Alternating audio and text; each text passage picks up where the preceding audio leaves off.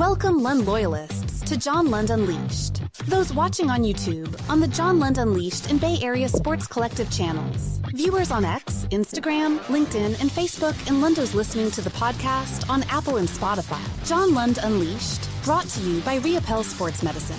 Got pain? Check out our revolutionary stem cell treatments. And guys, if low T is bringing you down, 𝐟𝐸𝐵 Sports Medicine can put you back in the game.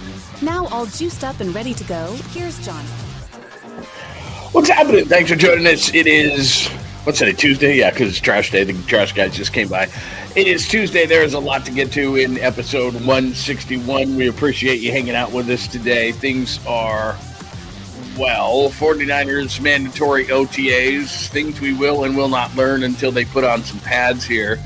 No holdouts, no hold-ins, dumb rumors. I'll tell you about those, but that's just part of this game, which I will explain this I don't even know what I would call it, but we'll get into that. Giants odds, I got some stuff for you. I think it's a big Kyle Harrison start tonight in Colorado. Not an early, easy place to pitch.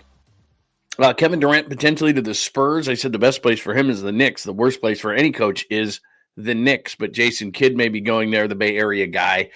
Random things happen throughout the show, as you see on the cover there at the bottom in the right hand where it looks like a NASCAR at the bottom. The B means Bay Area Sports Collective. The legs I'll tell you about in a second. There's a QR code so you can automatically subscribe to the channel. Hot questions, that's the cover. Hot questions, which I'll explain why we have to do those things nowadays. And there's the logo of John Lund Unleashed. That is the NASCAR that is below you. Thank you for joining us. A couple of quick things here. The B means Bay Area Sports Collective, which is my show.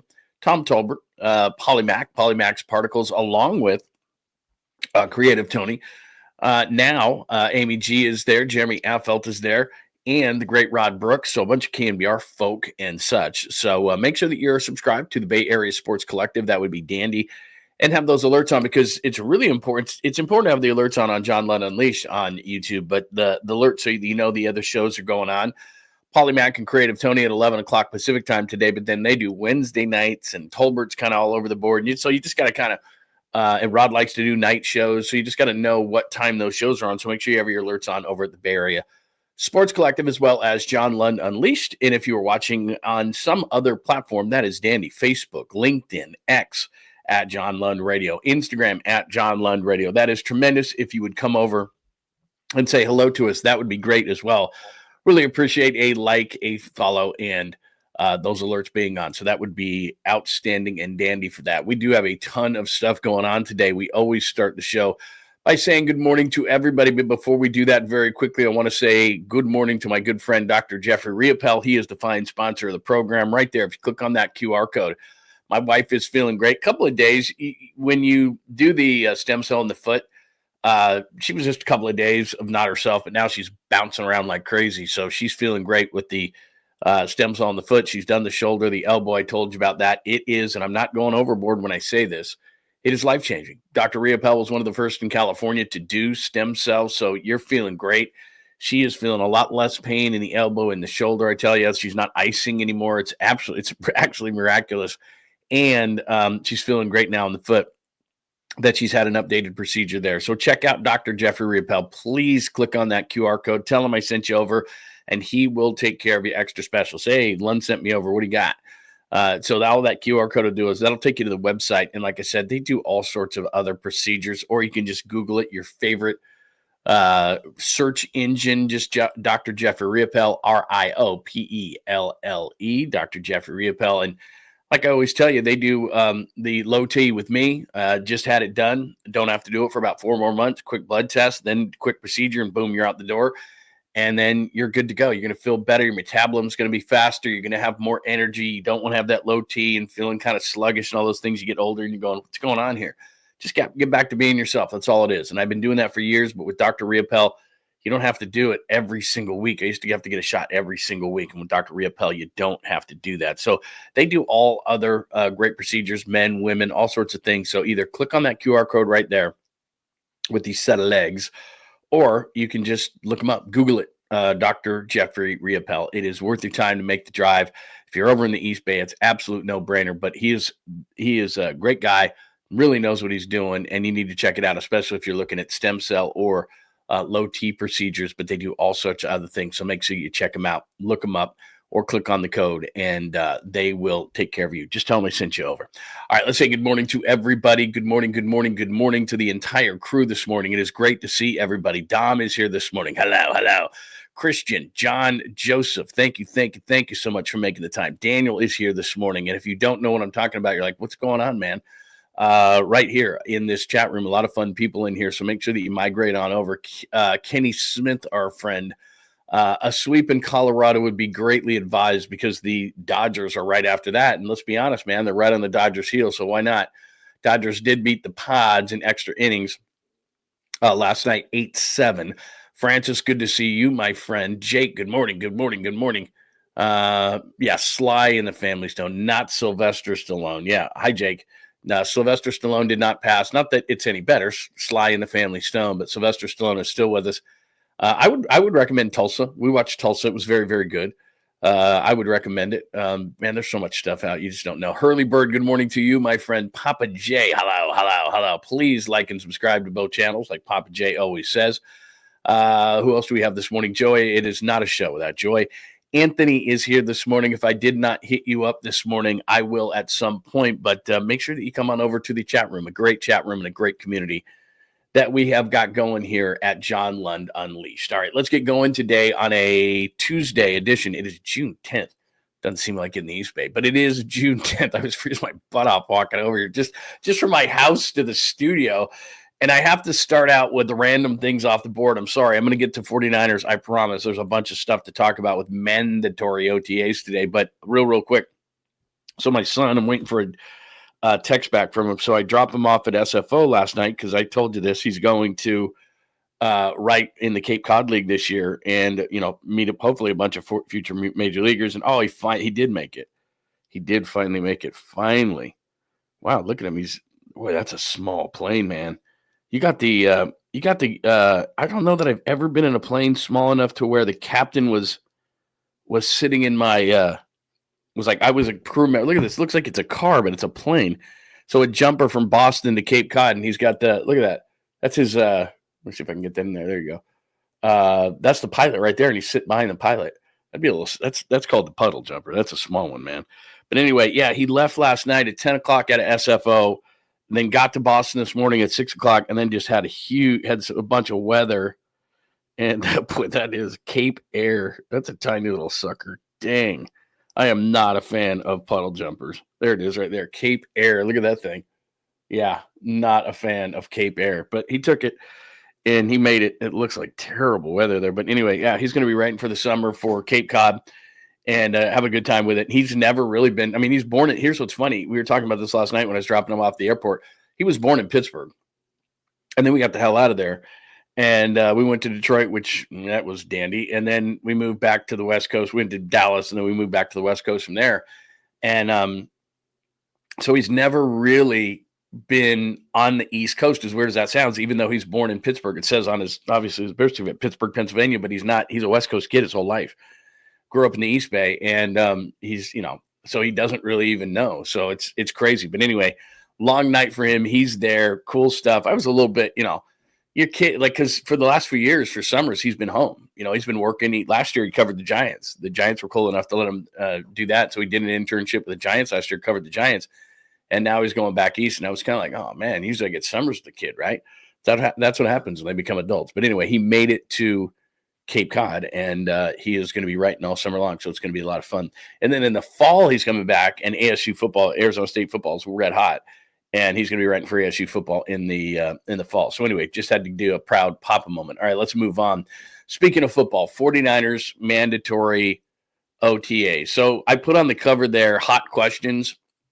I'm going to share something with you because, it's kind of ebbed and flowed this whole offseason. The first part of it was all the free agents left and everybody freaked out. And I was telling you, you don't have to freak out over Deebo Samuel and over Talanoa Hufanga and over, a number of those guys and over Hargrave. Those are, either ineffective, injured, overpaid, combination, all of them, some of them, whatever. So that's what that was.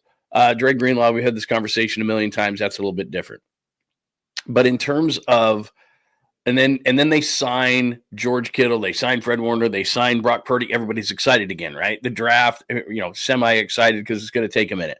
But this is kind of like rubber hits the road kind of a stuff. And I talk about this in terms of betting and Vegas and all this kind of stuff. But when you look at Pro Football Focus, which is not perfect, all right, but I like doing this. So let me just look at offense first, all right? Here's the 49ers offense. McCaffrey's going to be fine. That 71.3 number is inaccurate. I think Purdy's going to be better than 82.4, which, by the way, 10th of all quarterbacks. He's not a top 10 quarterback. Kittle's the best tight end in the league. Jennings, Ayuk's not going to be there for a while. I get scared about Pearsall a little bit. I'm not as worried about the offense. There's Luke Farrell, who they gave a bunch of money to. His number is kind of skewed. He's not a pass catcher. He's 49 of 74 tight ends, according to Pro Football Focus, but he's just going to block. Trent Williams is Trent. Ben Botch doesn't have enough. I mean, that 74.8 doesn't really tell us anything because he didn't play much. Brendel, I know that Chris Forster, the offensive line coach of the 49ers, continues to sing his praises, but if you just watch the game, the numbers here lie to me. He's the 17th best center, according to Pro Football Focus, and a 65 is not a good grade. Think of your grades, and if you got a 65 and you brought it home to your parents, they'd be like, what are you doing? What are you doing? Smoking dope? So Brendel's not good, but not only is the number not good, he's pushed back into Brock Purdy so much that it affects Purdy a lot. And Brendel's not bad in the run game. He just gets pushed way too much in the pass game. He's just not strong enough in the middle. Pooney's got a great number. McKivitz is better than you think.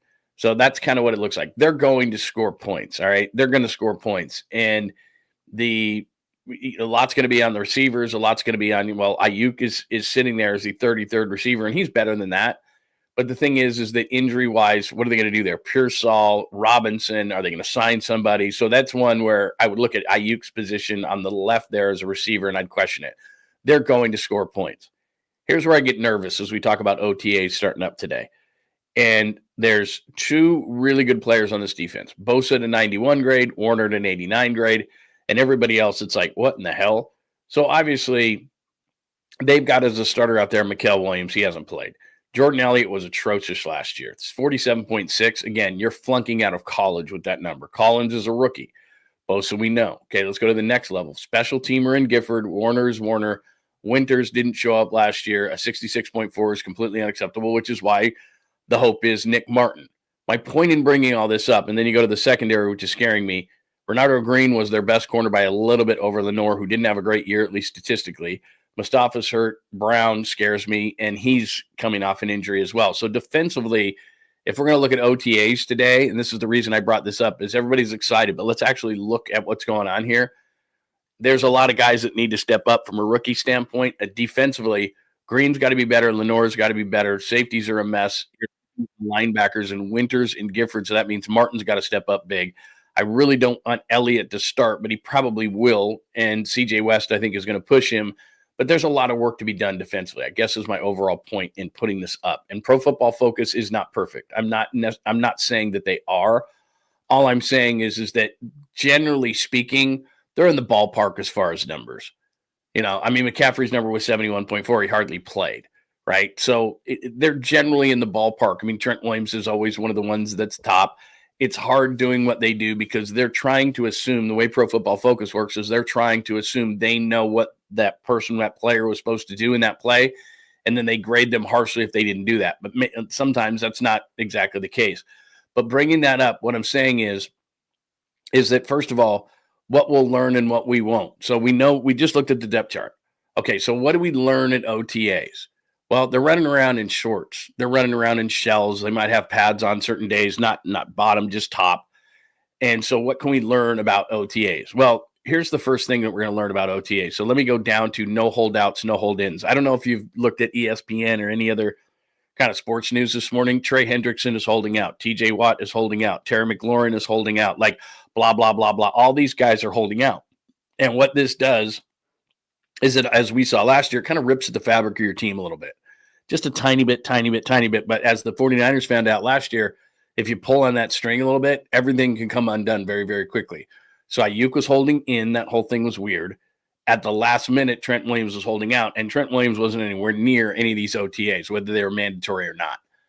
And this year, everyone realizes, and I know this from talking to people, and just the general feeling down there is this. is that last year was an embarrassment to a lot of players, number one, and the organization as a whole. And number two, they realize that they're running out of time. And those guys that I just showed you on the board right there, Trent Williams is running out of time. Fred Warner, I'm not saying he's running out of time, but to be the elite player that he has a couple of more years of that. George Kittle to be the elite player, the top 10 top tight end in the league, holding off Brock Bowers. Maybe he's got 2 or 3 more years of doing that kind of thing because it happens fast. Travis Kelce isn't the tight end he was. It does. A lot of times it's not gradual. It just goes like this. And so what they're seeing is, at least for this group, can they rebuild? I mean, Brock Purdy's young enough. They got some guys, Demo Lenore, stuff like that. But these elite players that they have, Christian McCaffrey's in there. Christian McCaffrey, George Kittle, Trent Williams, these kind of guys. Bosa's got another group. Bosa can make it to the next group. So can Purdy. There's a number of guys who can do that. If Ayuk can get back on track, he can too. There's a number of guys who this isn't their last hurrah. But they have done such a good job, obviously, in bringing in the talent. Like if you just said an NFL team, top 10 players, right? Let's look at just the top 10 players on a roster. The Niners would be in there at the top of the league. Now, that doesn't mean that they're going to win the Super Bowl. But if you just said, here are the top 10 players on the 49ers, and then you comp that to the top 10 players on any other roster in the league, they'd be right up there. Now, quarterback obviously counts for a lot. So it's not like the right guard and the quarterback are the same as far as value is concerned. But if you just looked at the top of the 49ers roster, they're very top heavy. That's why this draft is really important. 24 draft guys got to step up. 25 draft, obviously a bunch of guys have got to jump in there. And let me do this because I didn't show that when I showed this PFF thing. I just looked at the depth chart. Let me do this too. This is the draft. So again, I'm just trying to go. Oh, this is not right. Sorry about that. I did the wrong thing there. Let me see if I can try that one more time. Let me try this one more time because I presented the wrong thing. I was trying to be so fast. Let me see if I can do this because I did have the draft up, but if not, that's fine. Let's see. That was it. I thought I had it. Oh, there it is. Okay. So there's your draft. So same kind of a thing here. So Mikael Williams is going to start. Alfred Collins should start. Nick Martin, I think, is going to start. Upton Stout, I'm not sure. I think they're going to pick up. It says safety there. He's a nickel. He's going to play on the inside. Diamond Lenore is going to go to the outside. I don't know. I doubt he starts. CJ West is going to be a major part of the rotation. Jordan Watkins. I'm going to get into the OTAs here. Watkins, again, will shine in OTAs, and I'll tell you why. Jordan James, we haven't heard a lot of, but I think that he's really, really good. The backs that come out of Oregon know how to play in an NFL style. Think of like Bucky Irving is coming in the league. They've had a number of different guys come into the league and play well. This Marcus Siegel is an interesting one because they've got so many injuries at safety. And he runs a 4.37 and all these kind of things. But is it realistic to think that that guy is going to come in as a 5th-round pick, 160, and come in and look, 5th round is their magic point, right? 5th-round guys like Dre Greenlaw and George Kittle and et cetera. So maybe he's going to add to that. Rourke, Colby is an interesting guy from Iowa. Bergen's a return guy. So a lot of those guys, Mikael Williams, Alfred Collins, Nick Martin, I'm not going to count on Stout, CJ West, even Jordan Watkins. I think Jordan James is going to make, there's a handful of guys right there that can make a huge difference. So between showing you the depth chart and the guys that need to step up as far as rookies are concerned, and then you throw in the 2024 guys, that's kind of where we're at as far as the Niners. So mandatory OTAs, what we'll learn and what we won't in pads. No holdouts, no hold-ins. So no holdouts, no hold-ins just means the rest of the league is dealing with that. The 49ers kind of learned their lesson. It's Camp Kumbaya. Everybody's feeling good. They realize the sense of urgency that's going around this team, and everybody, especially the veteran guys who wouldn't even normally show up at some of these things and just tell, Kyle, like Nick Bosa's like, I'm in Florida, I'm good. Trent Williams has a gym in Oklahoma, I'm good. Christian McCaffrey's like, dude, you think I'm going to fall out of shape? I'm good. But all these guys are here. They've been through all these camps. They've come. They're healthy. They say all the right things. And that's a big part of the offseason. But as far as what we'll learn with OTAs, you're not putting real pads on. You're not hitting anybody. So when we hear, for example, Jordan Watkins looks good, well, he should. He's running a 4.37. It's an OTA. It's not a physical camp. He should look good and that kind of a thing. The athleticism should shine through with some of these guys. So you're going to get a bunch of reports today, just letting you know. You're just going to get a bunch of reports today that say, this guy looks good, this guy looks good, this guy looks good. It's not quite time for one of my most annoying things about our business, which is Brock Purdy in OTAs went 13 for 17 with 2 touchdowns and an interception. Like, come on, man. We'll see that in camp. It's extremely annoying because you don't know what's going on. You don't know the situation. You don't know if the defense has seen that play 3 times in a row. What are they working on? Like, I tell you this in spring training all the time. It's like pitchers. The first week, they're just throwing fastballs. Oh, my God. What was it, 2 years ago where Logan Webb just got absolutely hammered in spring training? It's like, what's he working on? Is he working on a new changeup, a new grip, That's what's happening in these OTAs. They're not ready for the season yet. Therefore, they're, either installing things or working on things or working rookies in or seeing who can do what, or so really stats or anything like that. And I think it's too early for that. Maybe somebody will throw some out, but I think it's way too early for that. But you'll see that kind of things because what we do, and this will work into something that I'm going to talk about a little later, is that it's just constantly about clicks now. The media has changed so much that if you try to get intricate or deep or anything like that, that's not simple enough for clicks. And so people don't do as much of that. And stats are easy to follow, especially from the quarterback. So then you'll see those kind of things. Or Jordan Watkins had 7 catches or, whatever the case may be. But as far as staying on it is what we'll learn and what we won't as far as these OTAs, athletes will shine. So we won't learn a lot in terms of like Mikael Williams, for example. There'll be videos of him and he wears 98. There'll be a bunch of 98 videos today of him, doing drills, getting off the line, and everybody will be really excited. Oh, he looked really good today. Yeah, he's not even in pads yet. Like when Trent Williams can get a hold of Mikael Williams, then let's talk. Let's see what he does with a Trent Williams. Because I've told you the story before. First day of training camp, 2011. I go down there and it's Camp Harbaugh, and I'm watching Joe Staley in pads take on Aldon Smith, and Aldon Smith is giving him the business. And Joe Staley's an all-pro left tackle, and Aldon Smith is giving him the business. And I can't remember who I turned to, and I'm like, seriously? Because remember, Aldon Smith was the 7th overall pick, young guy, 20 years old. I comp him a little bit to Mikael Williams. Mikael Williams is a freaky-looking athlete, long, big, that kind of thing. Will he beat Aldon Smith? I'm just saying on the field, Aldon, the first couple of years, was just an absolute monster before all the problems. I'm not talking about anything off the field. I'm just saying everything on the field. And right from that moment, pads on. I don't remember anything in OTAs or anything like that about, Aldon Smith. Once they put on the pads and Aldon gave Joe Staley the business, I remember his length. And we talked to Joe afterwards. They had a tent set up for, training camp. And I remember Joe going into the tent. And I remember sitting near the front there, and without him being asked, because he knew it was going to be the first thing, Joe just goes, Aldon Smith. It's something along these lines, okay? I'm not saying it verbatim, but he said basically, Aldon Smith is going to be a bitch. That dude is good. It was like, duh, we could see it. He had these long arms like vines, and Joe was just like, what in the hell is this? The guy coming around the corner. And so it's all good. And because of the way the media is nowadays, everybody's got to write or say or make sure that they get clicks and all these kind of things. So everybody's going to say certain things. As far as the offensive and defensive lines in OTAs, we'll learn nothing. We'll learn nothing whatsoever. In terms of, say, a Nick Martin, for example, he's going to look great. Nick Martin runs a 4.4. He's 5'11", 220. That's great in OTAs when nobody has any pads on and nobody can hit and there's not all that warfare going on. We'll find out something about Nick Martin and whether he can, and I showed you that number. I don't want to do this again because it's really depressing, but I'm going to do it just one more time just to explain something here. No. You think they need help at linebacker? 89.2. We saw Winters overplay. Hopefully he's better this year. He was just very excited to be in. 66.4, that's a bad grade. Think about your grades.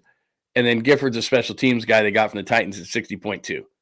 All right, so that's your linebacker. So a guy like Nick Martin, you're thinking to yourself, okay, it would be really nice if Nick Martin could play.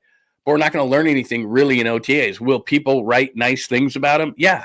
He runs a 4.4 at 5'11", 220. He's fast. He's athletic. He's going to get to the ball.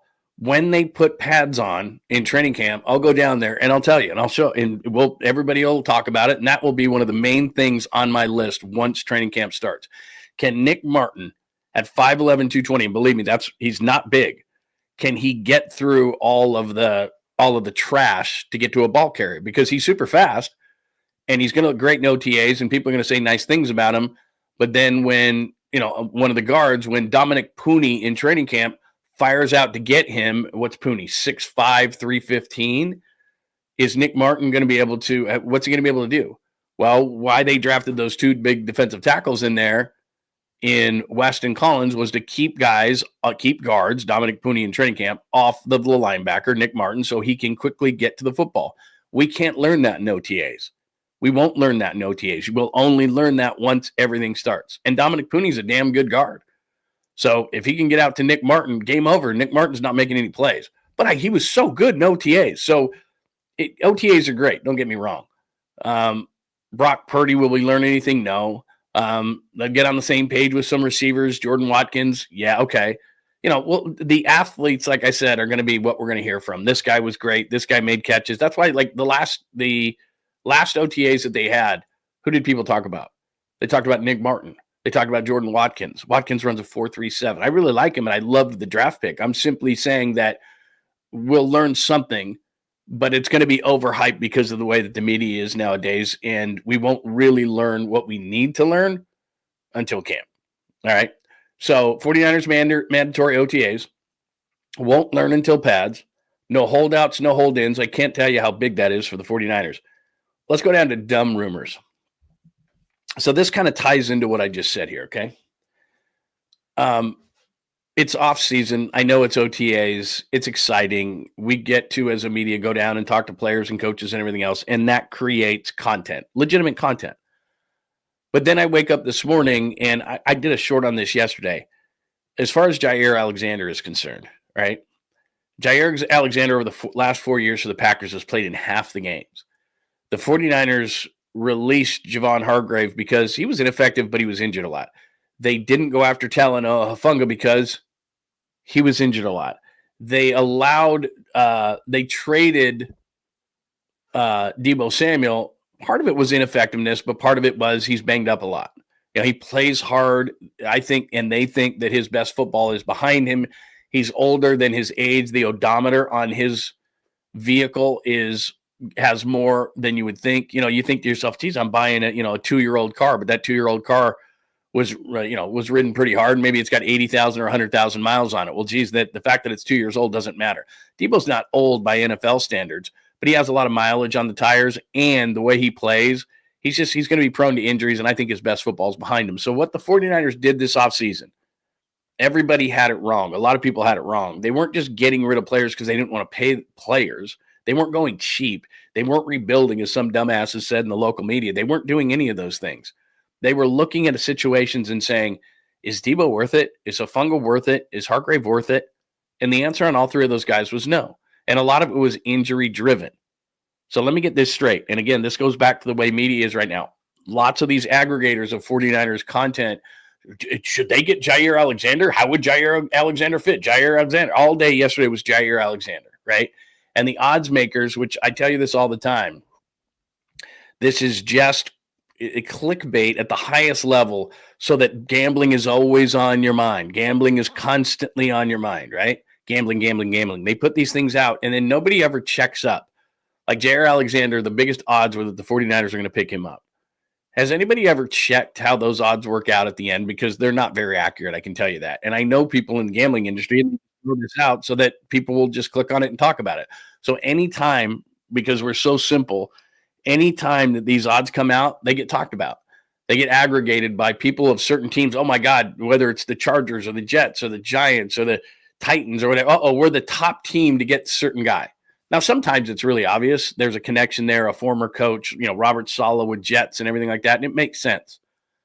But let me go back to all these injuries and why the 49ers did what they did. You realize right now that the 49ers have about $40 million in cap space. They like to do this because maybe they can pick up a guy or maybe there's going to be an injury during the season, but they like to have something to play with. And yet they signed Fred Warner. They signed George Kittle. They signed Brock Purdy. Remember, it was like they were not going to have any money left, and how are they going to do this? Well, they did it, and they have $40 million of cap space. What? That blows my mind. But that's what's happening. So they can do things. They can maneuver. They can move around. They can do all these things. The cap sheet is fluid. That's just how it is. So all those things combined, everybody looked at Jair Alexander. Is there a need in the secondary? I just showed you on the PFF. Yeah, there's a need in the secondary. There's no question. Upton Stout, to me, being in the slot with Demo Lenore, who's actually better in the slot than he is on the outside, and Renardo Green, who's a second-year player out of Florida State, being flanked at the safeties by a guy coming off a knee injury and J.R. Brown coming off a foot injury, and he had surgery too. So 2 guys at safety who are young and had surgeries. That's not great. And a healthy Jair Alexander would be tremendous. A healthy Jair Alexander. He hasn't been. So the 49ers just got done cleaning house and getting rid of guys just like Jair Alexander. Big name, overpaid, injured a lot. Do you think they're going to jump back in that pool and do that again? It makes no sense whatsoever. So I don't, the odds makers just throw that out there. Now, if the odds makers had to be culpable for this, like they are for a game, so they set a line, right? They set a line. The 49ers are 2.5-point favorites against the Seahawks on Sunday at home. They're going to look at that and go, okay, because we can win and lose money. We can lose our ass or win a bunch of money on that. Vegas cares about that. These dumb odds that there's no betting on it. Okay, Jair Alexander is plus 400 to go to the 49ers. There's no bet. They're just throwing that out. So you click on it, and then I, of course, am falling into the trap of talking about it. But there's no culpability to that. They don't win or lose money because of it. They just throw it out there as kind of a teaser to you so that you're constantly thinking betting. They love it. Everyone clicks on it. Everyone talks about it. Oh, do you see my favorite team is the betting on? Is the betting favorite to get, player X? And it never comes to fruition. It's kind of like when people just throw out crazy stuff on ESPN, like these are my top 5 fantasy moves that this team should make, or whatever the case may be. I got something on the Giants that I'll throw you a little bit later that ESPN threw out. So anyway, it's complete clickbait at the highest level, and yet we all fall for it. We all talk about it. But then you start thinking of the logic of it, and you think to yourself, they just got rid of exactly what this guy is. He's a great name. At one point, he was a really great player. Over the last 4 years, he's missed half the games. And he's not going to take a discount. He's Jair Alexander. He's not going to take a discount. He's not going to take a make good. He's not, he may have to at some point, but not right out of the gate. They need secondary help, the 49ers, specifically at safety. But it wouldn't be the worst thing in the world to bring him in because I don't know what Renardo Green's going to be in his second year. I hope he's going to be really good. I hope he takes a step forward, but it's not guaranteed. I don't know what Upton Stout's going to be in the slot. I don't know what Trey Brown, who's often hurt in Seattle, is going to be. I don't. They could use a healthy Jair Alexander. Healthy being the key word. And the very reason that the Packers released him is he wasn't healthy. So it doesn't make sense for the 49ers to sign him having let a bunch of big-name injured guys go. So anyway, there's that side of it. And then the McLaurin part as we go into the middle of the chalkboard there. So it says Alexander/McLaurin. So same kind of a thing. So yesterday's story was Alexander. Today's story is McLaurin. I told you, it is wonderful and Camp Kumbaya that Ayuk is not holding in and Trent Williams is not holding out, that it's TJ Watt not showing up and it's Trey Hendrickson not showing up and it's Terry McLaurin not showing up. What does Terry McLaurin want? A new contract. Remember, he signed a contract. When you go back to when McLaurin signed a contract, Debo signed a contract, DK Metcalf signed a contract, these were previous to what the contracts they now have. And so McLaurin hasn't signed a new contract since then. So he's holding out because he wants a new contract. That's what comes with success, right? You have success, all of a sudden the disease of me. And so Terry McLaurin is saying, hey, man, we're successful. And the reason we're successful is me. And Jaden Daniels is not going to be the same quarterback without me. And he's not wrong. And so without any kind of logic whatsoever, the rumors start. Terry McLaurin for Brandon Ayuk. Does anyone see the problem there? Number one, from a 49ers perspective, they're still going to eat a bunch of money for Brandon Ayuk. If they trade him right now, they'll still eat a bunch of money. And they already lead the NFL in cutting up, putting some salt and pepper on it, and eating a bunch of money. They're number one in the league for players not playing for them this year. Hargrave, et cetera, on down the line. They're eating it right now. That's what they're doing. They're like, okay, we're just going to eat it this year. Okay, the second part of the equation is, what does Terry McLaurin need? Why is he unhappy? He needs a new contract. Do you think that the 49ers, after having gone through what they went through with Brandon Ayuk, are going to go through that same thing with Terry McLaurin? Hey, let me trade Brandon Ayuk. We did the contract last year. Let me trade Brandon Ayuk. eat a bunch of money for the contract that we did, that, yes, we don't like, but we did it. And so let's eat a bunch of money on that. And then let's get another disgruntled wide receiver in here and and give him a new contract. Huh? This is the same thing with Alexander. They just undid a bunch of that stuff. Big name, injured guy, not signing him. They just went through a year ago what they would have to go through again with Terry McLaurin. And yet people are like, should they trade for him? Niners should trade for McLaurin. It's like, what are we doing? Are we in third grade? But people will click on it, and that's the type of media that we've become. And I'm not angry, and I'm not mad. It's just that I love doing this and talking to you every single day, and I enjoy it. But what it's devolved into is that we used to have conversations, and every once in a while you'd be like, okay, this is very sports radio-ish, and we'd throw some silly stuff out there, whatever. But then, we'd say, well, it's going to be really difficult to do.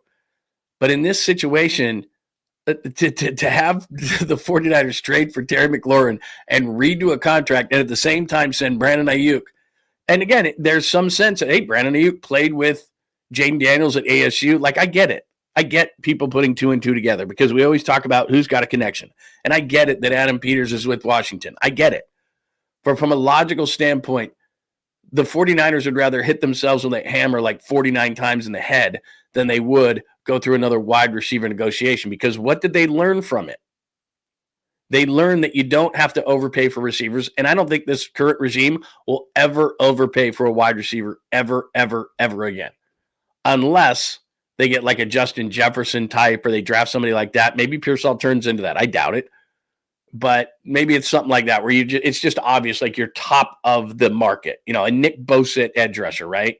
Where the player is so good that you're like, I guess we got to do this. But I think philosophically, one of the things that they're learning, and every front office evolves. I don't care what sport it is. One thing that I think the 49ers learned from this whole Brandon Ayuk thing, and I don't know why the NFL did this. I think everybody was drunk. I really do. I think everybody went out on a bender and drank and then gave out wide receiver contracts. They come into the league every single year. They're not quarterbacks. There's wide receivers constantly in the league. You get them in the second round, third round, fourth round, fifth round. You get them all over the place. They're not quarterbacks. They're a dime a dozen. Why would I pay him $30 million? That's why last season on the market, when they were actually, and I know this, they were trying to move Ayuk and we're getting near the draft. Teams were thinking to themselves, okay, I got a disgruntled guy who makes on average $30 million a year, and I could just go out and draft one of these guys, and it can be, even if it's the first rounder, that $30 million is going to go over like 4 or 5 years.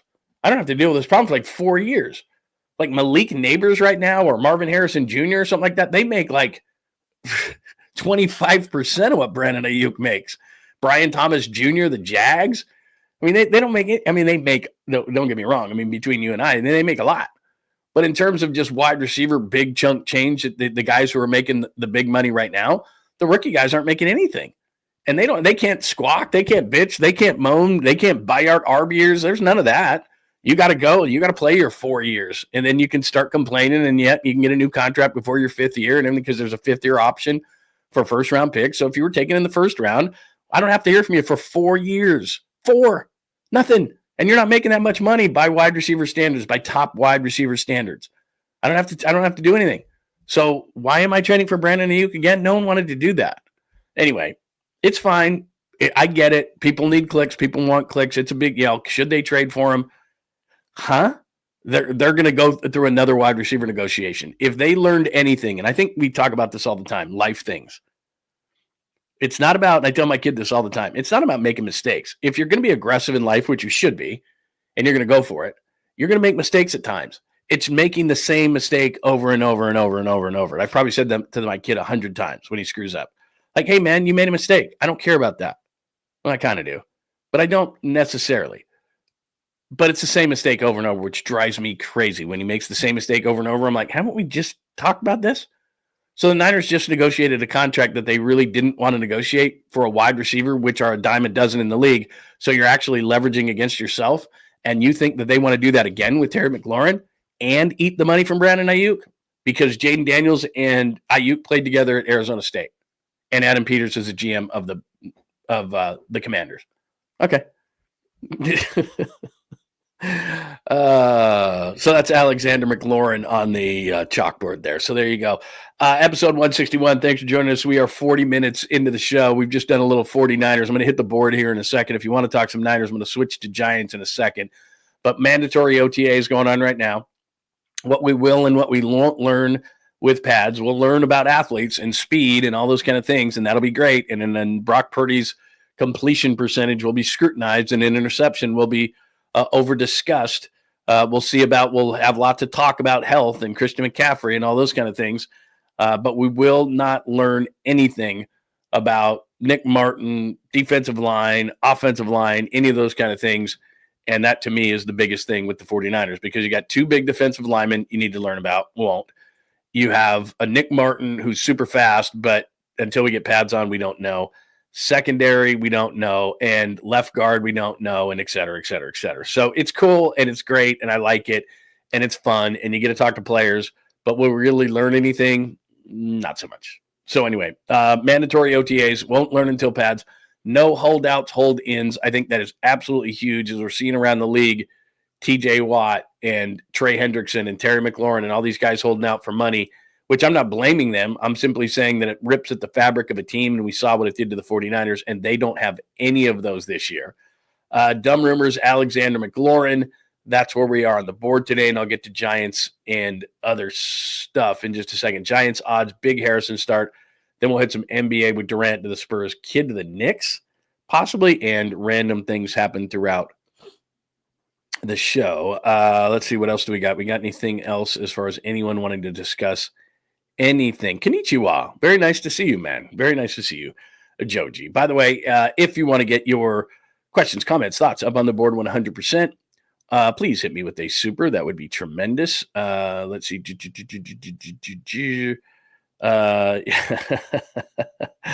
Yeah, I don't know. I don't know what's going on with BA.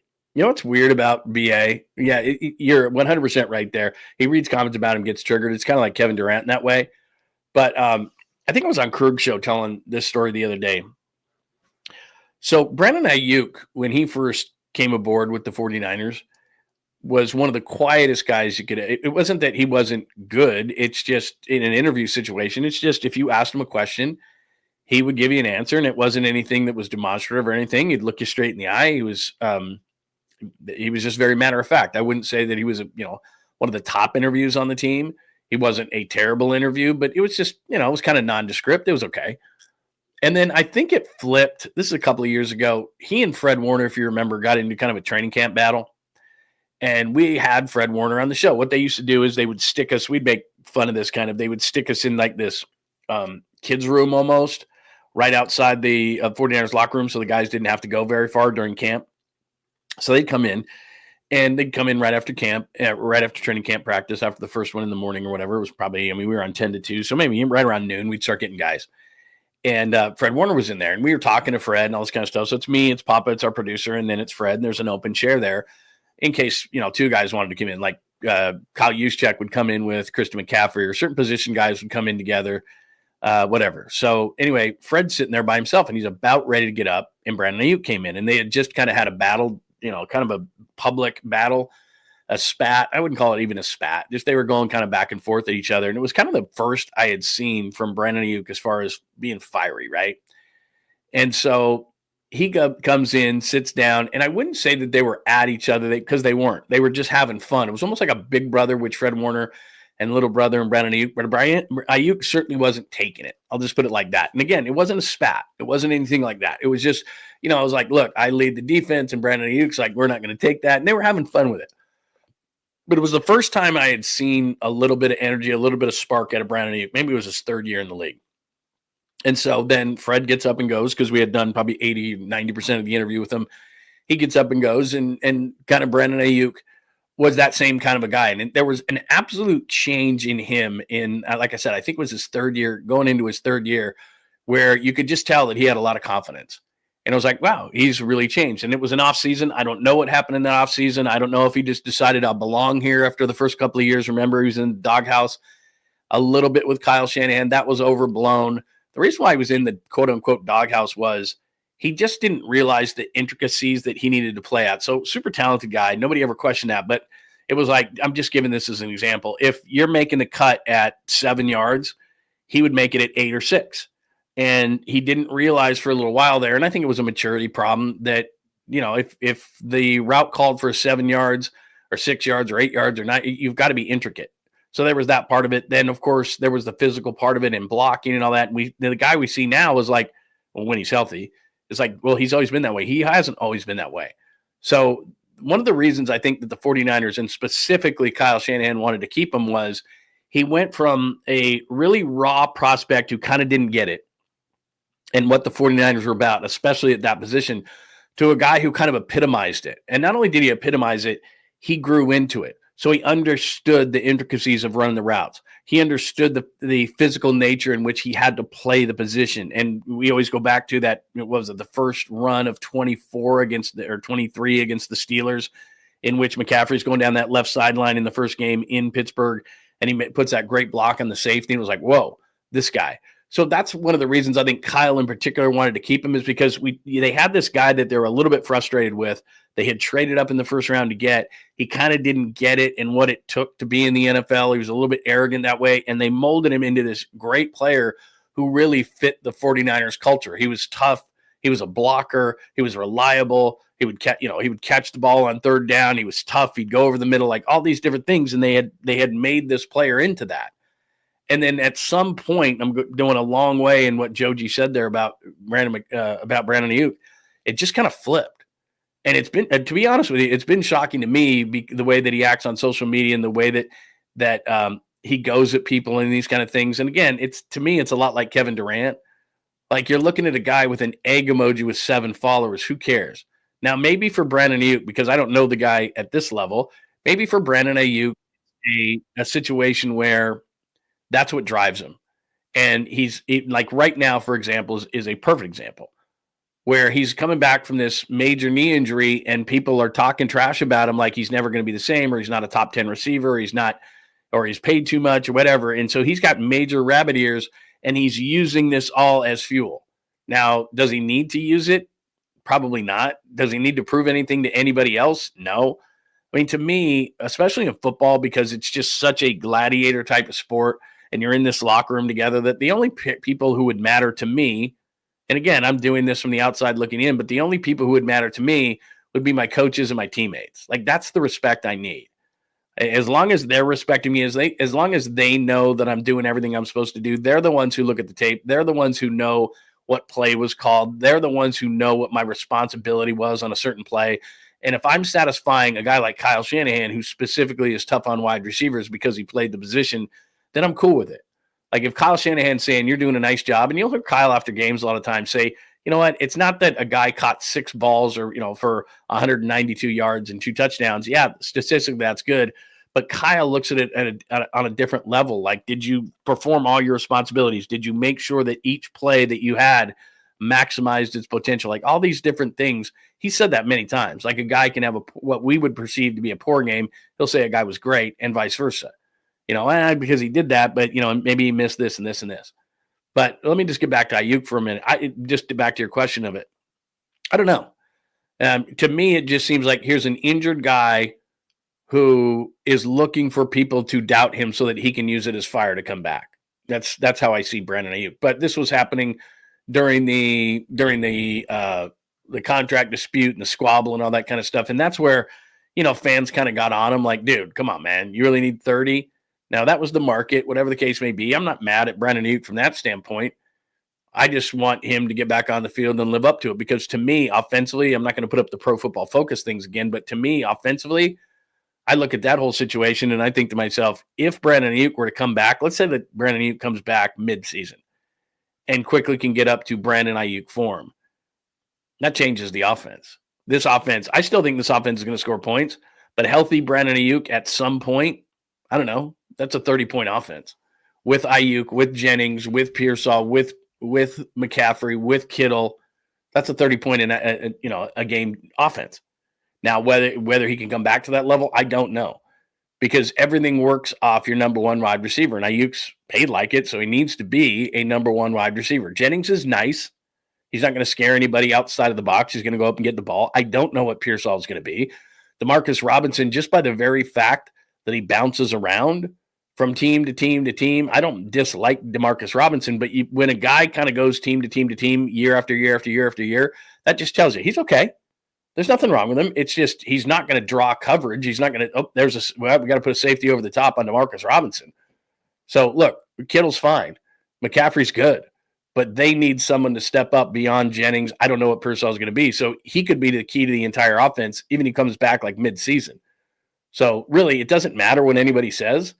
Just come back and be you. Nobody's asking for anything more than that, but he's kind of Kevin Durant-ish lately in the way that he acts, and I think it's weird. I have no idea.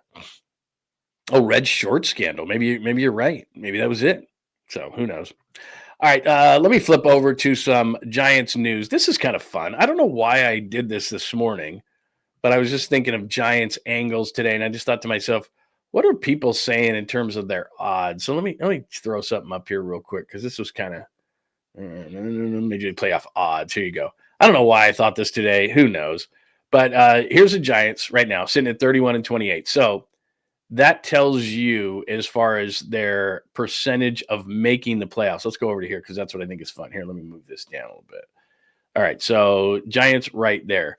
71.6 to the postseason, 51.7 to the wild card, which seems pretty high to me because they're saying that the Dodgers are at 95, basically a lock to win the division. But they've only got the Giants at a 51.7% to make the wild card. They've got them on a division at 19.9, which, again, a 20% chance to win the division. I don't see that. To get to the league division series, which means you get out of the wild card, 41%, which is pretty high. 18% to the league championship series. When the National League is at 7.5%, winning the World Series is at 3.4%. So I don't think they're going to win the World Series. I don't think they're going to win the pennant. I don't think they're going to be in the LCS. Could they get to the league division series? Could they win the wild card? I was thinking as I was looking at these odds, that what would be acceptable for this team, because pitching wise, they're so good, right? Pitching wise, they're so good. Starters, best bullpen in baseball. Buster Posey's got to be able to shake some nickels loose of the front office. And I tell this to everyone that will listen to me, which is I'm not going to put all this on Buster because he's got another layer above him. Okay, he's president of baseball operations. And when you're president, the buck should stop with you. And I get it. It does publicly. But the reality of it is he does not control the purse strings. So would Buster Posey like to go out and be aggressive and get a first baseman and a right fielder? Yeah. Are they under the luxury tax enough to do that? Yeah, because we're getting to the point where it's halfway through the season. So conceptually, the Giants could go out and fix their offense. I'm not saying it's going to be easy, but they could go out and get a first baseman, a right fielder, and they could still be under the luxury tax. They could find guys whose contracts were expiring.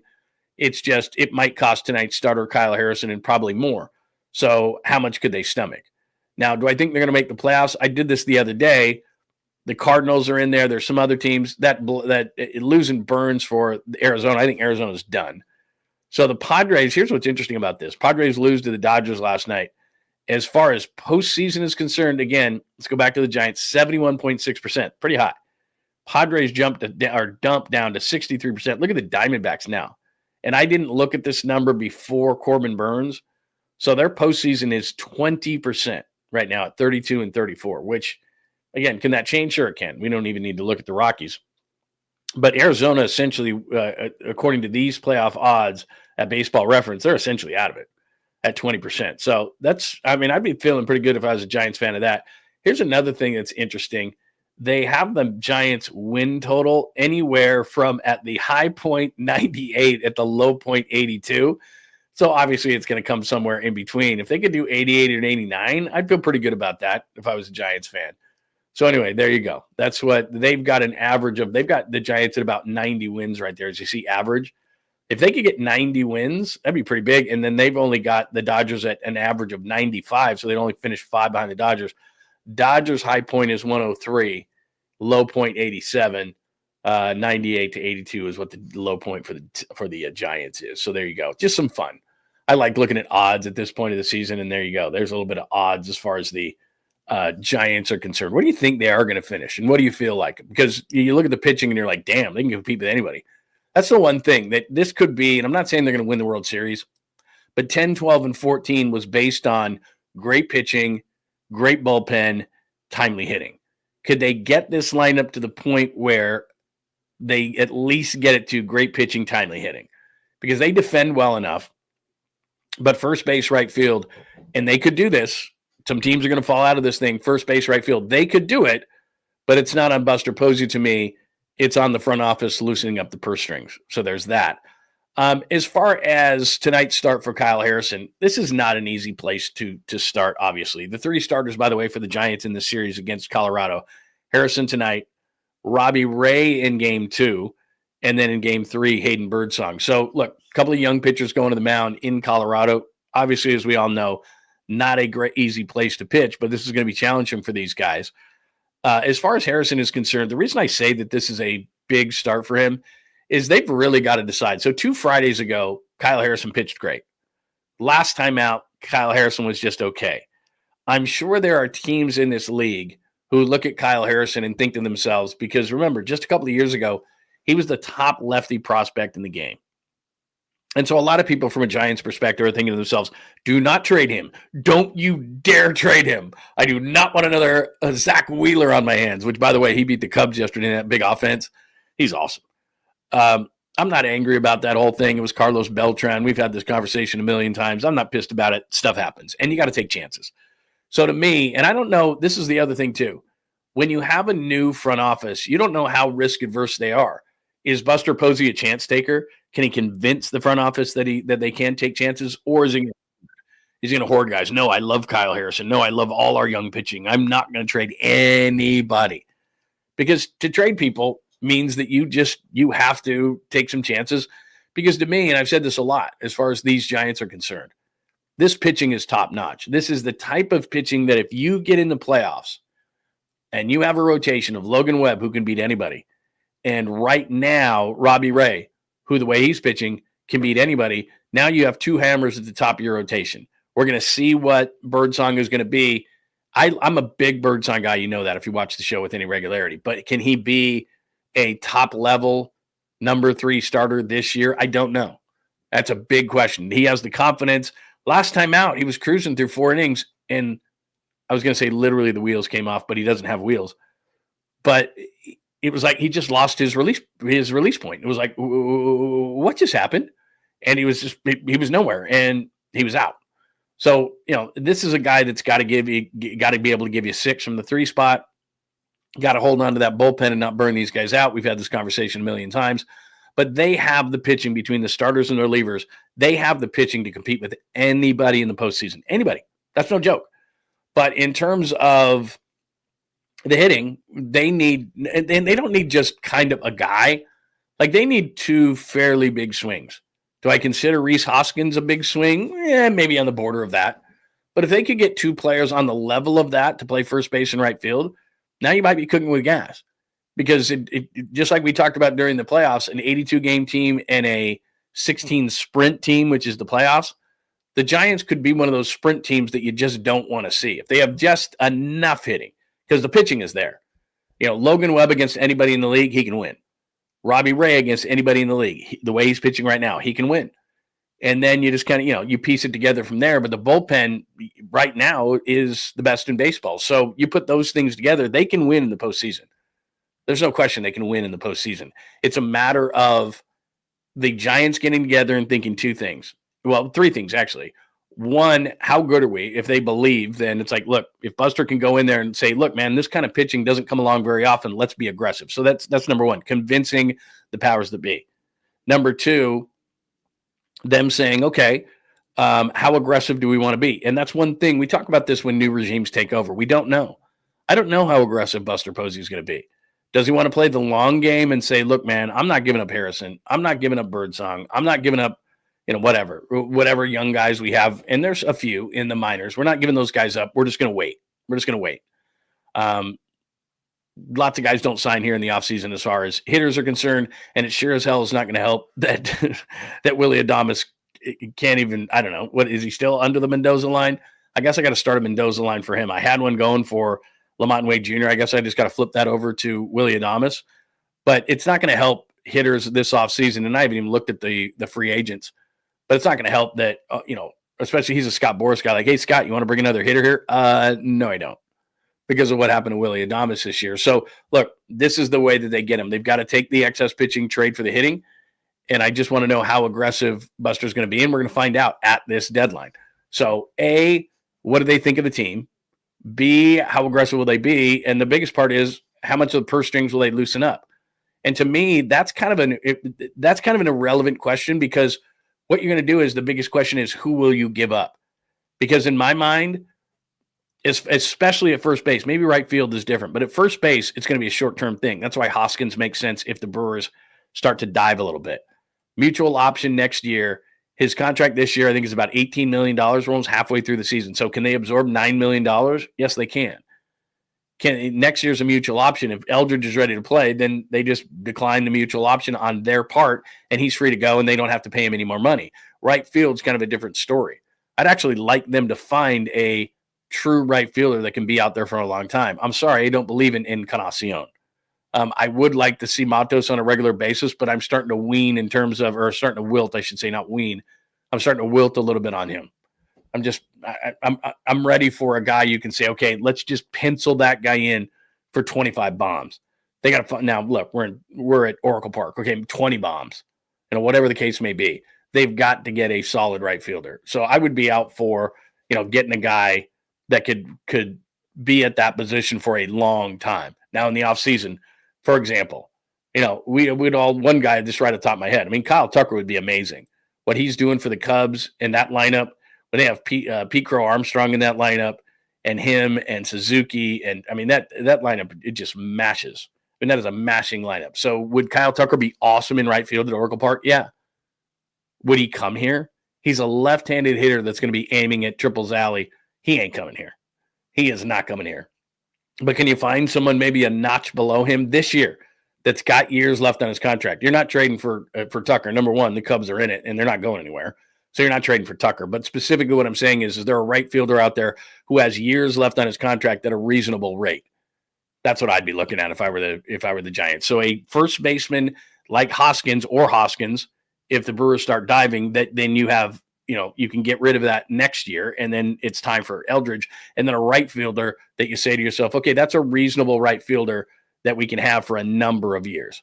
That's what the Giants need to do at the deadline. So anyway, there you go. Giants odds, big Harrison start. We'll go to the NBA in just a second, but let's hit up on some supers. Again, if you want your questions, comments, thoughts on the air, 100% guaranteed, just hit me up with a super. Always appreciated your contributions to the show. How are the New York Giants in the bottom of cap space? I have not looked. That's a great question, because, I mean, it's not like they're paying Russell Wilson. Let me look at NFL cap space. They've probably got a bunch of dead money, but no one has more than the Niners. I don't know how they would be in there. Yeah, here's the bottom. Yeah, that's a great point, because the Bills, I get it. The Giants, these are the bottom teams. Bills, Giants, Falcons, Chiefs, Dolphins, Bears. Bears have spent a lot of money, so I could see that. Niners are number 2 in cap space, 46.5. This is over the cap, 46.5. Isn't that amazing that the 49ers could pay Purdy and pay Warner and pay Kittle, and all of a sudden you look up and they have $46 million in cap space? Parag Marathi is a genius somehow. Very, very well done. But again, they're going to, during the season, there's other stuff. Those are the majority of the contracts. That's so funny. Everybody's sitting there, how can they sign Purdy, and how can they sign Kittle, and how can they redo Warner? And they have $46 million in cap space. Yeah, I don't know how a bad team like the Giants could be so. I mean, they just must have eaten a bunch of contracts. I gotta delve into that a little bit more. I don't know how they could. Yeah, it says here they've got the second least amount of money, $3.8 million. So I don't know. I don't know how bad teams can eat up cap space like that. It's unbelievable. Let's see. But having said that, it's so fluid that all of a sudden you release a couple guys, you restructure a couple guys, and now all of a sudden you got $30 million to spend. Hello, Juan. How's it hanging? You're going to go back and see George in the Cape. You got to do it. You know what? We've got a busy summer ahead. My wife and I were just talking about this morning. I have never been to Cape Cod. I've been to Boston on numerous occasions. Been to Fenway Park a couple of times. By the way, I am a junkie for the old yards. If we started a conversation about best parks, I think Oracle Park's number 1. I've been there a million times, just like you have, and I can't get enough of it. But then I would put in order Wrigley and then Fenway, and then we can start on everything else. You can go, we had this conversation the other day. Camden Yards is great. PNC is good. I think Target Field is underrated. I think that, T-Mobile in Seattle is underrated, those kind of things. So, but to me, other than Oracle, which I'm biased. There's no question about it. And maybe I'm biased because it's got the best media view of any, and I mean any professional sports league. It's behind home plate. And if they had it to do over again, they'd probably do what everybody else does, which jack us up real high because that's prime real estate. But you sit in the booth there and you are right behind home plate. And it's unbelievable. And then, you walk around and there's not a bad view in the place. I love everything around it. I mean, it's just, it's like my home ballpark. So I'm absolutely biased in that way. But to go to Wrigley like a park has been dropped in the middle of the neighborhood, or to go to Fenway where a park has been dropped in the middle of a neighborhood and then there's like bars on every corner, it's just fun. You just go there and it's just incredible. So I'm a sucker for the old parks, no doubt. But we are going to try to get back there. Here's the other thing, Harry Johnson, and thanks for the contribution today. He's riding like 6 days a week. And so I think the Cape is about 70 miles from Boston. And so we're going to try to go back and see a Red Sox game, but he's riding like almost every single day and he has very few days off. Now he's only going to be back there like 2 months, but we want to try to get back there. And what we would do is, he'd meet us down there and he'd have a quick day and then he'd have to zip back up. And it's not that he doesn't want to go to Fenway. I've told you this story before, I think. So he's an A's fan at heart, absolute die-hard A's fan and Raiders fan. That's just, we moved here and I was doing pre and post for both the A's and the Raiders. And so he just became an A's and a Raiders fan. This is what happened. And plus it was in the midst of the Giants winning 3 World Series. And he was just kind of like, everybody was a Giants fan. So he became an A's fan. So anyway, long story short on that whole thing. But for some reason, we were playing a video game. I think I've told you this. And he was, I don't know, he might have been 9 or 10 years old. And it was the Red Sox team that won the World Series. So it had a bunch of good offensive players, but I remember David Ortiz in general. And he was just killing me with David Ortiz. And he just became a Boston fan. And then he became a Celtics fan. And he's kind of a Patriots fan because he likes Brady. So all of a sudden he even though that's not his main teams, it's the Raiders and the A's, he likes Boston teams. And he likes the Red Sox. And so he's never been to Fenway with me. So we really want to go back to Fenway for one day. But he's just like he gets in today. He did a red eye last night. He gets in today. And then tomorrow they have like a function for the team. And then he has like 2 days off. And then he writes like 6 days a week. So I don't know what it's going to work with. But we're going to try, dude. We're going to try, Harry, for sure to get back there. Because like I said, I have not ever been to Cape Cod. So I'm pretty excited about trying to possibly go back there. And then also see a Red Sox game at the same time. So we're going to try to do those kind of things. Anyway, there you go. All right, before I head off to the NBA and have some discussions, good morning to everybody. Good morning. Much appreciated your attendance today. It is episode 161. Please make sure that you are subscribed to John Lund Unleashed on YouTube. Also, the Bay Area Sports Collective. You see that big B in the corner. That means my show, Tom Tolbert, Jeremy Affelt, Amy G, Rod Brooks, Paulie Mack, Creative Tony, bunch of great people on the channel. So make sure that you're subscribed and keep those alerts on because they have everybody has shows all the time. So I do one in the morning. It's starting at 9 o'clock now, but right after me, Paulie Mack is going to go at 11 o'clock because it's a Tuesday. He does Wednesday night shows, but Tuesday, those guys go right after me. Tolbert has shows. All of them have shows all the time. Rod, I know, likes to do night shows. So you got to have your alerts on at Bay Area Sports Collective, please, so that you can know when the shows are on. Thank you for watching today on X at John Lund Radio and on Instagram. Let me check all my Instagram people at John Lund Radio as well. Didn't I click go live? I could have sworn I did. Yeah, I thought I clicked on go live there like 5 different times, but apparently it didn't. But let me say good morning to everybody once again, because I got a bunch of great NBA stuff that I'm going to talk to you about. But good morning, Joe Schmo. I didn't say good morning to you. Good morning to Antonio this morning. Colin in the 831. Yo. Good morning to everybody. The Nutter, like I said, it's never a show until the Nutter shows up. So thank you, Nutter, for showing up today as well, and everybody else. Did I say Mary? Good morning to Mary. I don't know that I said good morning to Mary. Everyone in the chat room today, good morning to everyone. And if you're wondering who I'm talking to, migrate over. If you're watching on one of the other platforms, we have a great community on YouTube, John Lund Unleashed. So make sure that you hit us up there. Do remember, if you missed any 49ers or Giants talk this morning, you can either A, go back, or B, I'll put the chapters up right after the show, and you can click on those. If you're watching later, Cool. You can watch it off of the chapters depending on what you want to hear about, talk about, etc. So make sure you hit that up. Comments are always welcome. Just hit them up right under the channel here, right under the show. And at John Lund Radio on X, I'm often on there. So make sure that you hit us up. All right, let's hit up some discussions about the NBA. Kevin Durant to the Spurs is a big rumor right now. And let me just click something up here, because the reason I bring this up is because I was saying that I think that the Oklahoma City Thunder, I don't think they're going to lose another game in these NBA finals. And I think that the Oklahoma City Thunder have an opportunity to run off a Spurs/Warriors type of a dynasty with their young players, and Sam Presti, their general manager and president of basketball operations, who was involved with the Spurs, if they don't screw it up. But here's what I was looking at, because they were talking about Durant to the Spurs. So they don't want to involve Stephon Castle in that, last year's Rookie of the Year. They are not going to involve Victor Wembanyama in that trade at all, and they're not going to put De'Aaron Fox in that trade. So those three guys aren't going to go. So probably you're looking at, if Durant goes in a sign-and trade. Now, remember, they got to match somehow salaries. So it could be a guy like Harrison Barnes, for example, just to match salaries at an $18 million clip. That could be something that they start with. It's got to be a big number. De'Aaron Fox has $34 million. That would be great. But somehow they've got to work it. Maybe it's a sign-and trade. Chris Paul gets into that there. But like a guy like this, Jeremy Sochan, who to me is not great, or Devin Vassell or somebody like that, those are okay. But you start looking at the numbers. This is what scares me about San Antonio, and the reason I bring them up in regards to maybe, just maybe, they could, if they got Durant, break up an Oklahoma City Thunder dynasty, at least in the short term, is that you start looking at the age of some of these players right here. You know, Stephon Castle, for example, who they don't want to involve in that. And if I was Phoenix, I'd absolutely want to get. He's 20. Even De'Aaron Fox is 27. Victor Wembanyama is 21. And let's not, Chris Paul, we know. But they're 22, 24, 21. They've got so many nice young players that if they can somehow trade a couple that they're not as enamored with, throw in Barnes because of salary cap purposes, and get Kevin Durant.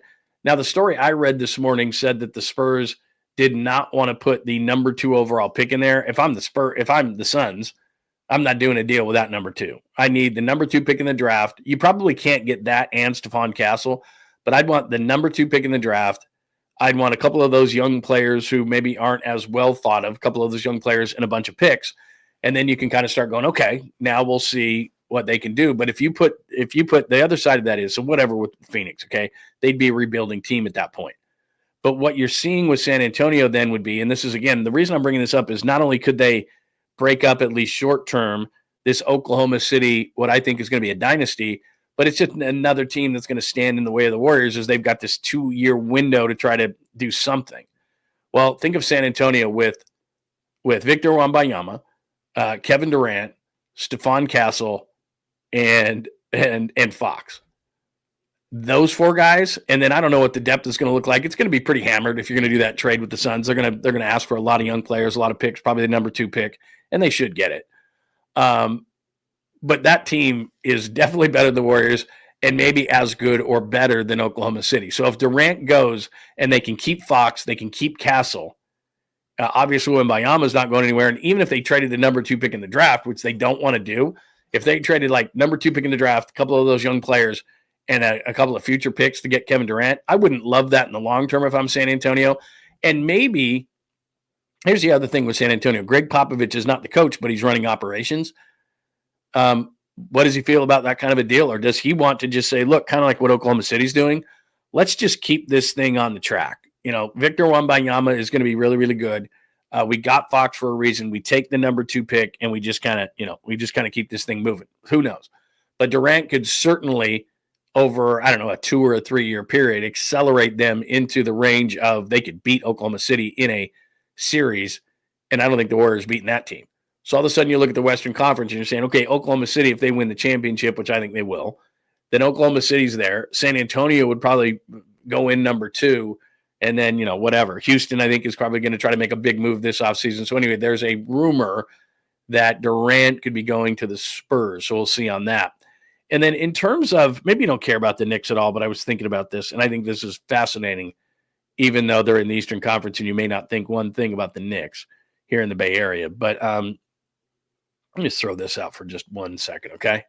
So they're talking about Jason Kidd going to the Knicks, right? The Bay Area zone. So there's a little bit of tie in there. But the Knicks haven't had – so Red Holtzman is considered to be their best coach, right? Red Holtzman. Great coach for a long time right there. 67 to 77. He was their premier coach. All right. If you just look at what they're doing, it's just a graveyard for coaches, all right? Hubie Brown, considered a very good coach. Rick Pitino, more of a college coach than a pro. Pat Riley, they had their most success under with Pat Riley. You can see a 680 winning percentage, but did not win a championship. Then you start going into – I mean, these guys are going into the Hall of Fame. Pat Riley, Hall of Fame. Don Nelson, Hall of Fame. Jeff Van Gundy was a very solid coach. Herb Williams was just a replacement. Lenny Wilkins, one of the winningest coaches of all time. He's in the Hall of Fame. Larry Brown, one of the winningest coaches of all time. He's a Hall of Fame type of coach. Please know Isaiah Thomas. Mike D'Antonio, very well respected. So Mike D'Antoni, he failed. Then they went into a series of a bunch of weird stuff. Fisher, Rambis was temporary. Jeff Hornacek was horrible. David Fizdale, take that for data. Temporary coach. And then Thibodeau was really, really solid. So if I'm Jason Kidd, or more so, he gets excited, go to New York, go to New York, go to New York. If I'm his agent, this is just what I show him. Pat Riley couldn't do it. Don Nelson didn't do it. Jeff Van Gundy, Lenny Wilkins, Larry Brown, Mike D'Antoni. And then it gets into a bunch of junk. And then Tom Thibodeau. Some of the best coaches of all time. Some of the winningest coaches of all time. Riley, Nelson, Wilkins, Brown. Those are four of the winningest coaches in the history of the game. And the Knicks chewed them up and spit them out. What would make Jason Kidd any different? Now, look, if you want to coach, and Thibodeau coached 400 games for the Knicks, which is an absolute miracle. Let's go back. When's the last time a guy coached 400 games for the Knicks? Van Gundy, 420. Nice. 25 years ago, 25 to 30 years ago. That's the last time a coach coached 400. But look at this. Look at some of these. Wilkins, a season. Herb Williams, I don't count. Larry Brown, a season. D'Antonio made it 3. Woohoo! I mean, you're not, Jeff Hornacek made it 2. Derek Fisher didn't even make it 2. David Fizdale, season in 20 games. I mean, it's just, you're not going to last long. Now, he may have a dumpster fire in Dallas. There's no doubt about it. But here's the other thing. Dallas has, this is what you have to weigh. Dallas is going to get Cooper Flagg. They're going to get Anthony Davis back. They're going to get Kyrie Irving back. Now, you're in the Western Conference, and I just told you about Oklahoma City, San Antonio, et cetera, et cetera, et cetera, et cetera. But would you rather be in Dallas where, admittedly, you're buried by football in Dallas, buried by football. They hardly even know they have a basketball team there. But you're getting the number 1 pick in the draft, Cooper Flagg, who's supposed to be really, really good. You're getting the big and Anthony Davis back. You're getting Kyrie Irving. Now, it'd be nice to have 77. It'd be nice to have Doncic. They don't. But would you rather coach in Dallas where there's not near as much pressure and you probably have a better team, especially with the number 1 overall pick coming in a tougher conference, or would you rather be gone in New York in 2 years? But here's the upside to being gone in 2 years. You're probably going to sign a 4 or 5 year contract, and they're going to pay you not to coach. So if you want to get millions of dollars not to coach, which is what the Knicks do, then that's great. Then maybe that's what you do. So anyway, there's Jason Kidd. One quick thing, and I talk about this all the time with Screaming A. Smith. One other quick note that I didn't put on the board there. I saw this quote. I'd like to give him as little a run as possible, so I'm just going to do the quote. Listen to this stupid quote by Screaming A. Right there, read it. Stephen A. Smith endorses Mark Jackson for the Knicks job. Quote, "This man was responsible for building Golden State." That's what he said. This man was responsible for building Golden State. So it wasn't Joe Lacob's money. It wasn't Jerry West advising. It wasn't that whole front office that got everything together. It was Mark Jackson who built the Warriors. By the way, by the time Mark Jackson got here, Steph was already here. Clay. He didn't pick Klay Thompson. He didn't pick Harrison Barnes. He didn't pick Draymond Green. He had no part in any of those things. And Steph was already here. The 2 things that Mark Jackson did was, this is the best shooting backcourt of all time, and he was right about that. And then he said, when's the last time they saw 51 wins around here? Quite a bit. But anyway, look, I'm not out to rip Mark Jackson.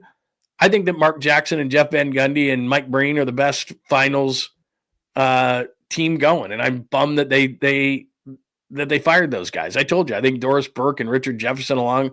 I like Mike Breen, but those two, no good. It's a low-quality broadcast. So, yeah, bring Mark Jackson back to the sidelines as far as a broadcaster is concerned. But there's got to be something, and it's a great mystery to me. As stupid as what Screamin' A said, the man was responsible for building Golden State. Okay, Screamin' A, thanks for your input on that. How inaccurate can you possibly be? But okay. And that's the sport he supposedly knows in the NBA. Mark Jackson did not build the Golden State Warriors. Does he deserve some small amount of credit? Yeah, he does. You know, he was the guy before Steve Kerr. He deserves some credit. He instilled some confidence. He did some things. I get that. But one of the great mysteries is, I don't know why he can't get a coaching job. I don't know. I don't know if he goes into the interviews and, you know, has shit on his shoes and puts his feet up on the desk and is like, I want $5 trillion. Like, I have no idea. There's been openings for teams that he played for in places that I thought he was respected. He played for the Clippers. They've had 1 million job openings. He's played for the Knicks. They've had, as I just showed you, 1 million job openings. And yet Mark Jackson, who's from New York, has never gotten a sniff. Now, maybe he will. It sounds to me like if Jason Kidd wants the job, he gets the job. But more importantly to me, to have someone who makes, I don't know, $20 million a year and supposedly knows the NBA more than any of the other things that he does not know, which is all the other sports and politics. But he says this man was responsible for building Golden State. Did anybody call him out? I don't watch that show. Did anybody watch that, hear that, see that? Did anybody go, what did you just say? He built, that guy built Golden State. Like, he has like that much, like a percentage of saying that he helped build it. But he just said like this much. Like, here, let me turn. Like that much. Like, he built Golden State. Like, he drafted Steph Curry. Like, he drafted Klay Thompson and Draymond Green, et cetera, et cetera, et cetera. Okay. and honestly, there's got to be a reason why he's not gotten a job. I mean, he didn't do a poor job here. I'm not saying that. Because the Warriors were here, he got them to here, Steve Kerr and the rest got them to there. But even if you said Steve Kerr, like, let's just have a little fun. Steve Kerr built the Golden State Warriors. No, he didn't. Steve Kerr did not build the Golden State Warriors. This is a true team effort that was financed by Joe Lacob. That's what it is. There was a team effort of Bob Myers, of Jerry West, of a bunch of people in the front office. Head coach was a part of it, no doubt about it. But you can't even say, even though Steve Kerr was the engineer, was the head coach of the championship teams, it would be stupid to say Steve Kerr was responsible for building the Golden State Warriors. You can't even say that, let alone Mark Jackson built the Golden State Warriors. And yet he makes $20 million a year. Did anybody call him out on that? Oh my God. Like, are you kidding me? Really? Anyway, that's the way it goes. All right. What else do we have today? Let me just make sure that we've got everything good here today. Anything else that we need to hit today on a random level? Like I said, Sun is in. I got to call him right after the show. He made it to Cape. Let me just make sure we don't have anything else. I'm not jumping. Oh, there he goes. Bad weather, so they whipped it around 45 minutes. We were not even landing back at the same airport. No way. Wait a minute. Oh my God, he's not in Cape Cod. That was actually he said, get this. He says, plane we're in for Cape. They turned around the flight midway back to Boston. Bad weather. So they whipped around 45 minutes in. We're not even landing back at the same airport. You've got to be kidding me. So those pictures I was showing you before. Wow. The pictures I was showing you before, if you just joined us, let me show you something here, was the plane they were getting into. And now, because of bad weather, so he gets in this little puddle jumper plane, and that's in Boston, which I would have never got into. I'd have been like, no. In fact, let me show you. This was so they actually got inside of it. So there's your pilot right in front of you. And then they flew 45 minutes. It's only a 40-minute flight. Hell, he could have taken an Uber up there. In fact, I'm going to get off the air and say, just go take an Uber. I'll pay for it. Seriously, it's like 70 it's like 70 miles from Boston to Cape. And I was thinking I was being the nice guy. I'm like, oh, let's get him a flight up there. And now he's back at the Boston airport. All right. My God, man. That is ridiculous. Yeah, I'm with you, Nutter. I do not like small planes. Not even. Oh, look at that. That's a nice looking view right there. Yeah. Wow. Yeah. Screamin' A makes $20 million a year. Did I not make that clear? I don't know what Steve Kerr makes. He doesn't make $20 million. No, he doesn't make $20 million. But I'm saying a guy who makes $20 million thinks that Mark Jackson was responsible for building Golden State. Really? Because the guy who won all the championships as the head coach, he's not even responsible for building Golden State. So, just saying. whatever. I know. You just, like I said, we can go back to the original conversation I had about media. Like, let's say the craziest ass thing I could possibly say. And then a bunch of people will click on it. And then a dumb guy like Lund will say, what a dumb thing I said, but he's giving me publicity at the same time. So there you go. All right. That'll do it for me. I got to check in to see where this kid is. I feel terrible. I left him at 10 o'clock last night at SFO. It's 10:30 a.m. Pacific time. And I don't think he's still there. And I may have to just go pay for an Uber. That just may be what I have to do, is just say, here's an Uber for 70 miles. Just take that rather than take that. Plus, that puddle jumper, I would not be digging that, especially in bad weather. Not good. Not good. Yeah, I've been on those too. The same things when you jump the islands. I don't love those either. I'm not a huge fan. And now they went all the way up there because, like I said, it's only a 40-minute flight up there. It might even be less than that. It's like 35 minutes. It's one of those things where up, down. Like for the big island of Maui or something. I mean, it's nothing. So anyway, all right. Everybody have a tremendous day. Thank you so much for joining us. Thank you so much. Blah, blah, blah, blah, blah. Thank you so much for hanging out on a Tuesday edition of the show for episode 161. Hold on one second. I just got a new oh, thank you, my friend. Yeah, we should get that together. Could we please get something together for a George Uber so he doesn't have to get back on that jumper plane? Here is George Uber ride contribution. The Nutter. Thank you, Nutter. I'm going to do that. Yeah, we're going to put together an Uber here because I don't want him getting back on that plane. I don't trust a plane in which you can see with the, let me see this again. I'm going to show this to my wife. She's not going to believe it. When I'm sitting there and there's the pilot sitting in the front, that looks like a car. I'm not getting in that. And then he shows me the plane, which is that, and there's bad weather. Yeah, that's not great. That's not great. And they went all the way up there and then they had to fly back. So yeah, if you'd like to contribute to the to the Uber, that's what I'm going to do. I'm going to call him right now, and we are going to. Oh, look at you! You are the best people in the world. Thank you, Harry Johnson. Yeah, we're gonna get it together because he's not getting back on that plane. That's insane. Keep him grounded. Exactly right. Yeah, way too small. And I'm not going to say that's what she said, but I get what you mean. Way too small of a plane. Keep him grounded. Great people. Thank you very much. We're gonna have an Uber. We're gonna do an Uber up to from Boston to Cape. He could have already been there. He landed in Boston at 7 a.m. East, 4 a.m. He's been at the Boston airport for 6.5 hours. That's longer than it took him to get from SFO to Boston. So you guys are the best. Thank you so much for contributing to George's Uber, because that's what we're going to do. Thanks to Fuji for a super today, Harry for a couple today. Thank you to Nutter for a super today as well. Those will all be contributions to George's Uber, which I'm about ready to call him and get him one of those. Have a great Tuesday, rest of your Tuesday. Please make sure you're subscribed to John Lund Unleashed. Please hit us with a like before you get out of here as well. Any comments, hit us right there underneath the show or on X at John Lund Radio. Make sure that you subscribe to the Bay Area Sports Collective as well. Polymac and Creative Tony. Polymac's Particles coming up in about a half hour, so make sure that you have your alerts on for that as well. Thanks again for the contributions. We appreciate it. We're going to go get the kid an Uber, and then we will, hang on one second. Then we will be back. Everybody have a great Tuesday. We will talk to you later today and certainly tomorrow for the Thursday edition of the show. Thanks for hanging out with John Lund Unleashed. We'll try to be better next time, though I wouldn't hold my breath. Please like and subscribe on the John Lund Unleashed Pod YouTube channel. Watch live shows weekdays at 8 a.m. on YouTube, Instagram, and X. And make sure to have your alerts on for shows throughout the day or night. All things Lund can be found at johnlundunleashed.com. johnlundunleashed.com. Goodbye!